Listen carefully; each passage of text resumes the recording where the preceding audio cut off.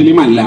ലാ ഇലാഹ ഇല്ലല്ലാഹ് മതി അല്ലേ? ഇവരെ പ്രഭാഷണവും പ്രമേയമൊക്കെ കണ്ടിട്ടില്ലേ? ലാ ഇലാഹ ഇല്ലല്ലാഹ് മോക്ഷത്തിനും സമാധാനത്തിനും ഐക്യത്തിനും സമാധാനത്തിനും ഐക്യത്തിന് പറ്റൂ. എല്ലാ ടീമിനേറ്റും ഐക്യത്തിന് ലാ ഇലാഹ. സ്വർഗം വേണോ? ലാ ഇലാഹ ഇല്ലല്ലാഹ് പോരാ.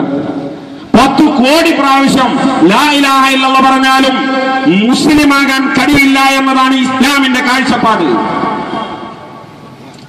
മുഹമ്മദ് റസൂലുള്ളാഹി വേണം. അള്ളാഹുവിന്റെ ആളുകളുടെ കൂടെ കൂടണം.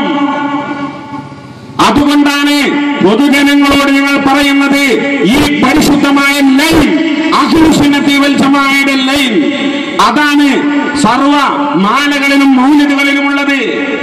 അതുകൊണ്ടാണ് മുഹ്യിദ്ദീൻ ശൈഖ് പറഞ്ഞത്, ആഖിറം തന്നെ കൊതിയുള്ള ലോകരെ അവരെ മുരീദായി കൊള്ളുവിൻ. അപ്പോളെ ഇത്തരത്തിലുള്ള മഹത്തുക്കളെ ലാ യസ്ലഹു